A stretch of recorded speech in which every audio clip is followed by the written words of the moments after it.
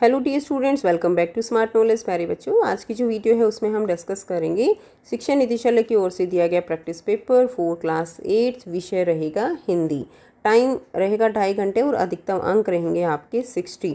काफ़ी इंपॉर्टेंट रहने वाली है बच्चों वीडियो आपके लिए, क्योंकि यहाँ पर आपको पता चलेगा पेपर का पैटर्न और साथ ही इम्पोर्टेंट क्वेश्चन जो है वो यहाँ पर आप कवर करने वाले हो।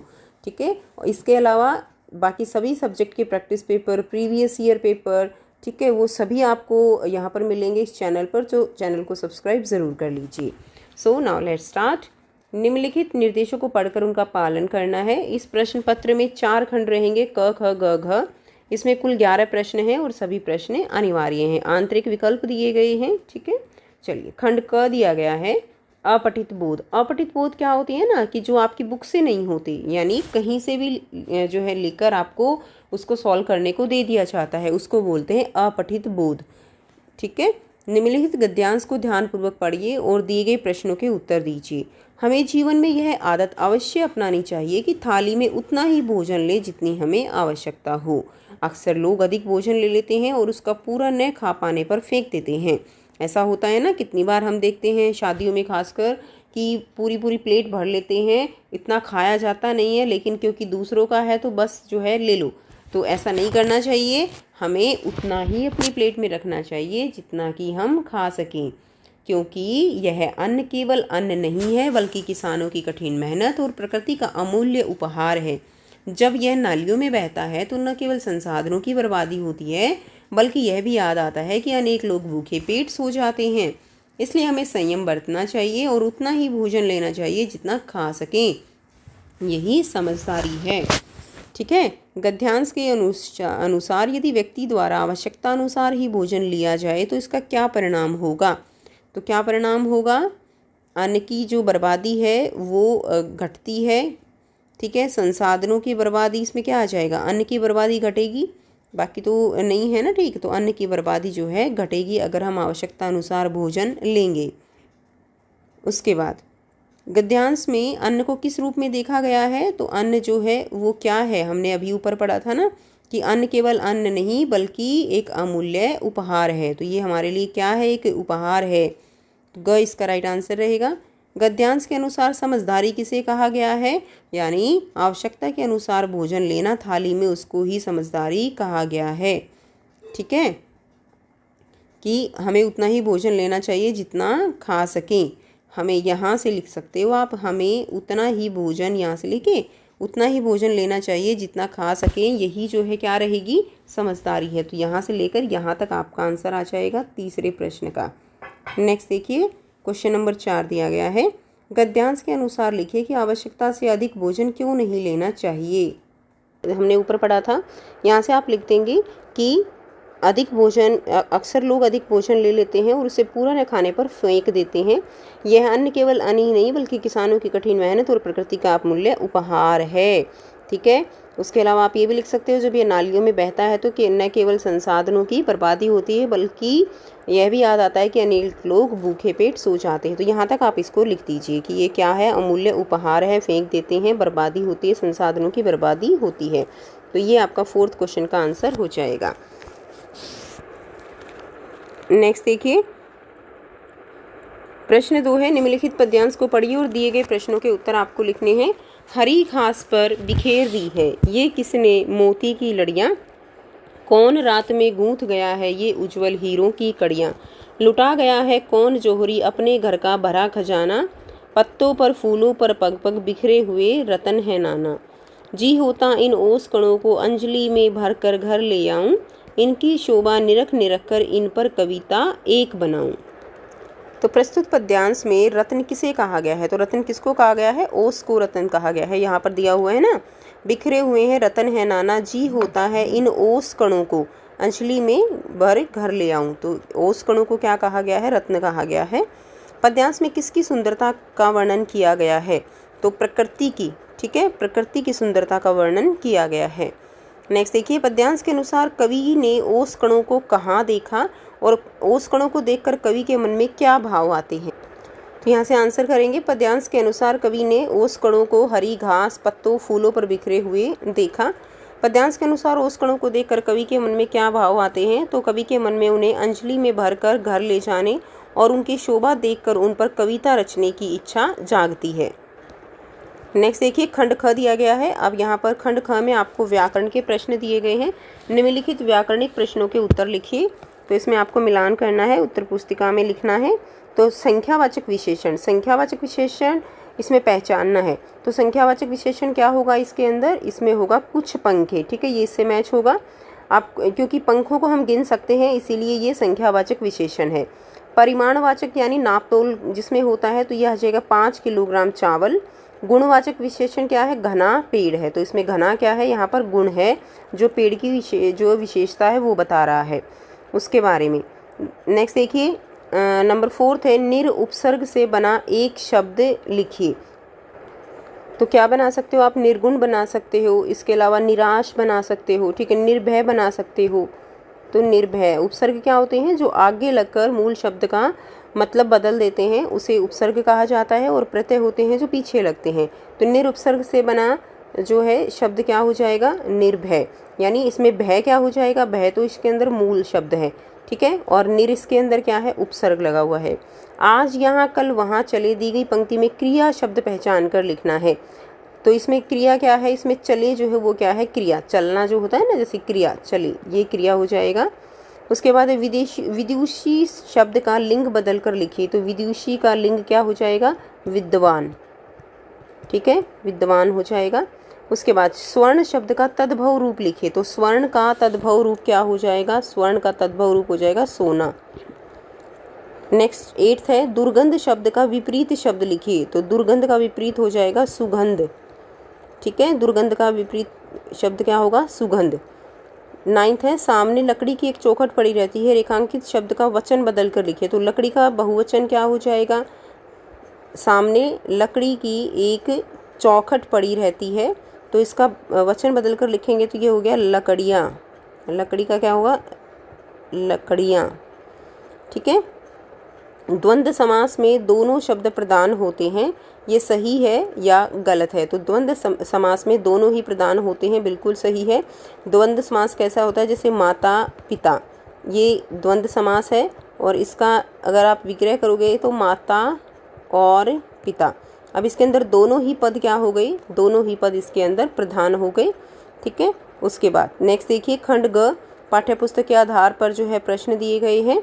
तो इसमें ये आपकी पाठ्यपुस्तक से लिए गए हैं। इन गद्यांश को और पद्यांशों को आपको अच्छे से पढ़ना है, आपने पहले पढ़े हुए हैं, उसी के आधार पर प्रश्नों के उत्तर करने हैं।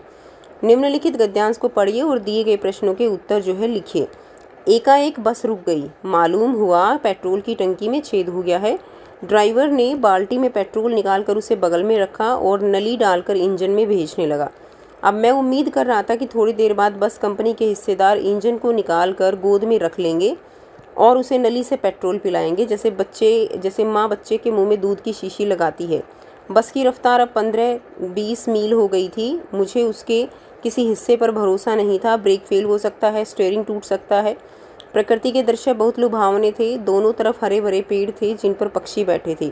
मैं हर एक पेड़ को अपना दुश्मन समझ रहा था, ठीक है। तो इसमें जो बस की जर्जर हालत है, लेखक ने उसके बारे में बताया है कि किस तरह से जो बस है वो जर्जर थी और किस तरह से उसका इंजन वो खराब हो चुका था। अब प्रश्नों के उत्तर देने हैं। गद्यांश के अनुसार बस क्यों रुक गई थी?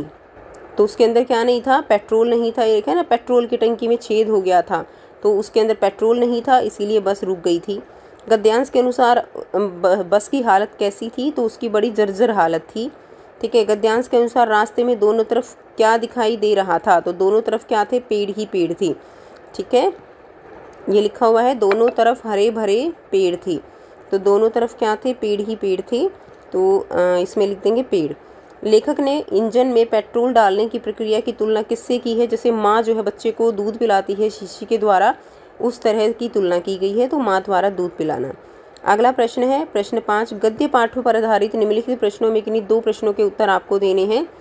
मशीनी युग के कारण प्रभावित हुए किन्हीं 2 उद्योगों के नाम लिखिए। तो देखिए, मशीनों के कारण कौन से 2 उद्योग आप लिख सकते हो जो प्रभावित हुए हैं, ठीक है। तो हथकरघा उद्योग होता है एक, तो आप लिख सकते हो हथकरघा उद्योग, ठीक है। हथकरघा उद्योग, या आप लिख सकते हो हस्तशिल्प, हाथ से जो चीज़ें बनती हैं, हस्तशिल्प उद्योग। उसके बाद पाठ क्या निराश हुआ जाए के अनुसार लिखिए कि समाचार पत्रों में किस तरह के समाचार जो है वो अधिक होते हैं। अगला प्रश्न भी हम साथ ही करेंगे, पाठ बस की यात्रा में किन 2 आंदोलनों का नाम आया है।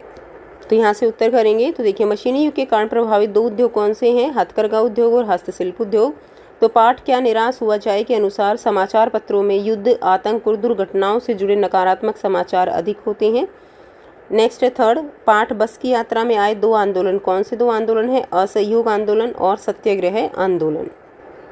अगला प्रश्न है प्रश्न 6, गद्य पाठों के पर आधारित निम्नलिखित प्रश्नों में से किन्हीं 2 प्रश्नों का उत्तर जो है वो लगभग 30 से 40 शब्दों में देना है। पहला है, पाठ लाख की चूड़ियाँ में बदलू के जीवन पर कांच की चूड़ियों के बढ़ते प्रचलन का क्या प्रभाव पड़ा। तो बदलू का जीवन जो है कांच की चूड़ियों के बढ़ते प्रचलन से प्रभावित हुआ, क्योंकि उसकी लाख की चूड़ियों का धंधा मंदा पड़ गया था, उसकी रोजी रोटी पर संकट आ गया था। जो औरतें थी वो कांच की चूड़ियाँ ज़्यादा पसंद करती थी लाख की चूड़ियों की बजाय। अगला प्रश्न है सेकंड, आँख के बदले आँख का सिद्धांत पूरी दुनिया को अंधा कर देगा। पाठ क्या निराश हुआ जाए के आलोक में दिए गए कथन पर अपने विचार लिखिए। तो आँख के बदले आँख का सिद्धांत केवल हिंसा और प्रतिहिंसा को बढ़ावा देता है। इससे समाज में अशांति फैलेगी और पूरी दुनिया अंधकार में हो जाएगी। इसलिए हमें शांति और सहिष्णुता का मार्ग जो है वो अपनाना चाहिए। अगला प्रश्न है, पाठ बस की यात्रा में लेखक ने पाठ के अंत में पन्ना पहुंचने की उम्मीद क्यों छोड़ दी थी। तो जो बस थी उसकी हालत इतनी जर्जर थी कि इसीलिए लेखक ने क्या थी, उम्मीद ही छोड़ दी थी। तो लेखक ने पन्ना पहुंचने की उम्मीद इसलिए छोड़ दी थी क्योंकि बस बार बार खराब होती रही और यात्रा जो है अत्यधिक विलंब के साथ चल रही थी। नेक्स्ट देखिए, प्रश्न 7 दिया गया है, निम्नलिखित गद्यांश को पढ़िए और दिए गए प्रश्नों के उत्तर जो है वो आपको लिखने हैं।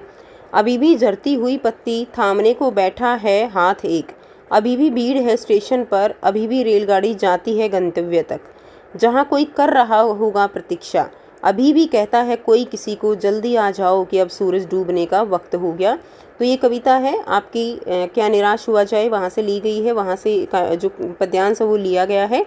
क्लियर। तो इसमें आपको प्रश्नों के उत्तर देने हैं। पद्यांश में किस भाव को दर्शाया गया है। तो पद्यांश में जो है एक उम्मीद के भाव को दर्शाया गया है कि सब कुछ जो है ख़त्म नहीं हुआ है, निराश होने की ज़रूरत नहीं है। अभी भी झरती हुई पत्ती, हाथ थामने को बैठा हाथ कोई, स्टेशन पर अभी भी रेलगाड़ी आती है। तो यानी यहाँ पे क्या दिखाया गया है कि अभी भी जो है उम्मीद है, बाकी है। पद्यांश में सूरज डूबना किस समय को दर्शाता है। तो सूरज जो है वो शाम को डूबता है, तो शाम का चित्रण किया गया है। पद्यांश में गंतव्य का क्या अर्थ है। तो गंतव्य स्थान यात्रा का अंतिम स्थान जो है, यानी जहाँ हमें पहुँचना होता है उसको गंतव्य कहा जाता है। तो यात्रा का अंतिम स्थान। अभी भी झरती हुई पत्ती, थामने को बैठा है हाथ एक, पंक्ति का क्या आशय है। तो कठिन समय में सहयोग इसमें आ जाएगा कि अभी भी है जो कठिन समय में हमारी सहायता कर सकता है। नेक्स्ट देखिए, प्रश्न 8 दिया गया है, पद्य पाठों पर आधारित निम्नलिखित प्रश्नों में से किन्हीं 2 प्रश्नों के उत्तर जो है वो आपको लिखने हैं। ये 3 प्रश्न दिए गए हैं। तो पहला प्रश्न क्या है, पक्षी और बादल में जो है एक समानता और एक अंतर वो आपको लिखना है। तो देखिए, समानता क्या होगी, पक्षी और बादल में दोनों उड़ते हैं, और अंतर क्या होगा, पक्षी पंख से उड़ते हैं और बादल हवा के सहारे चलते हैं। नेक्स्ट देखिए, प्रश्न 8 है, पद्य पाठों पर आधारित निम्नलिखित प्रश्नों में से किन्हीं 2 प्रश्नों के उत्तर आपको यहाँ पर देने हैं। ठीक है, 3 प्रश्न दिए गए हैं, पक्षी और बादल में एक समानता और एक अंतर लिखना है। तो आइए तीनों क्वेश्चन के आंसर हम करेंगे। आंसर रहेगा, समानता क्या होगी, पक्षी जो है और बादल दोनों ही क्या हैं, उड़ते हैं। ठीक है। अंतर क्या रहेगा, पक्षी वो पंखों से उड़ते हैं लेकिन बादल हवा के सहारे चलते हैं। सेकंड प्रश्न है, यदि यह सबसे कठिन समय नहीं, कविता में कौन चोंच में तिनका दबाकर उड़ने की तैयारी में है और क्यों। तो यह सबसे कठिन समय नहीं, कविता में चिड़िया चोंच में तिनका दबाकर उड़ने की तैयारी में है क्योंकि वह नया आशियाना बनाने जा रही है। थर्ड जो क्वेश्चन है, कबीर तलवार और मयान के उदाहरण से क्या सिद्ध करना चाहते थे। तो कबीर जो है तलवार और मयान के उदाहरण से यह सिद्ध करना चाहते थे कि किसी व्यक्ति का महत्व जो है उसकी काबिलियत या गुणों में होता है, न कि उसकी बाहरी दिखावट, कुल, जाति या धर्म में। ठीक वैसे ही जैसे तलवार का असली महत्व उसकी धार में होता है, न कि उसकी मयान में। अगला प्रश्न 9 है, पद्य पाठों पर आधारित निम्नलिखित प्रश्नों में से किन्हीं 2 प्रश्नों के उत्तर लगभग 30 से 40 शब्दों में आपको लिखने हैं। पहला है, मनुष्य के व्यवहार में दूसरों को विरोधी बना लेने वाले दोष कौन कौन से होते हैं? पाठ कबीर की साखियाँ के आधार पर आपको बताना है। आंसर रहेगा, मनुष्य के व्यवहार में दूसरों को विरोधी बनाने वाले दोष कौन से होंगे? क्रोध है, ईर्ष्या, अहंकार और कटु वाणी। इनके द्वारा मनुष्य जो है दूसरों को अपना विरोधी बना लेते हैं। अगला प्रश्न है, पक्षी भगवान के डाकिए होने के साथ साथ इंसान के भी प्रथम डाकिए हैं। इस कथन पर अपने विचार लिखिए। पक्षी भगवान के डाकिए होने के साथ साथ इंसान के भी प्रथम डाकिए हैं। वे प्राचीन समय में संदेश पहुंचाने का काम करते रहे हैं। ठीक है, तो कबूतर के बारे में आपको पता ही होगा कि पहले जो है राजा महाराजा होते थे तो उनके थ्रू वो संदेश भेजा करते थे, इसीलिए वे प्रकृति और मनुष्य दोनों के संदेश वाहक कहलाते हैं। अगला प्रश्न है, पाठ दीवानों की हस्ती में दीवानों का जो जीवन है वो सुख दुख का मिश्रण है। कविता के आधार पर आपको सिद्ध करना है। कविता के अनुसार दीवानों का जीवन जो है वो सुख दुख का मिश्रण है। वे विपरीत परिस्थितियों में भी प्रसन्न रहते हैं और दुख को भी हंसी खुशी झेलते हैं।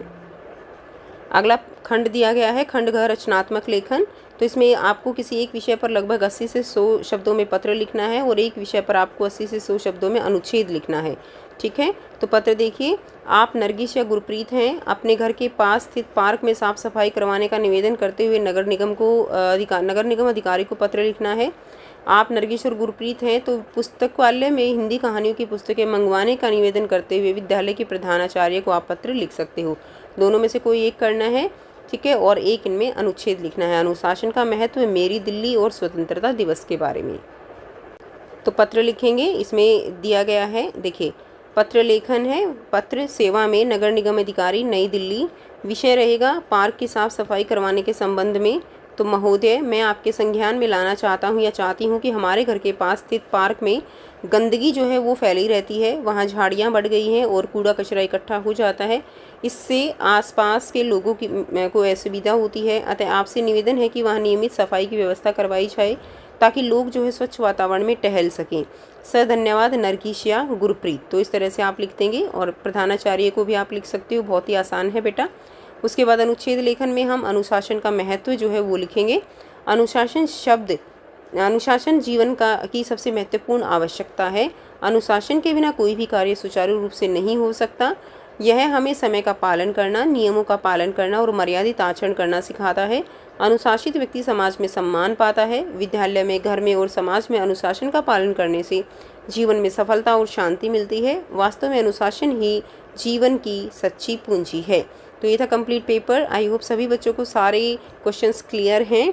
सो अगर वीडियो अच्छी लगी तो वीडियो को ज़रूर से लाइक कीजिए, शेयर कीजिए और इसी तरह आपको सारे सब्जेक्ट के जो वीडियोस हैं, सैम्पल पेपर हैं, practice paper, previous year paper, सभी कुछ आपको इस चैनल पर मिलेगा। सो वीडियो को लाइक कीजिए और चैनल को कीजिए सब्सक्राइब। मिलते हैं नेक्स्ट वीडियो में। Take care, bye bye and best of luck for your exam.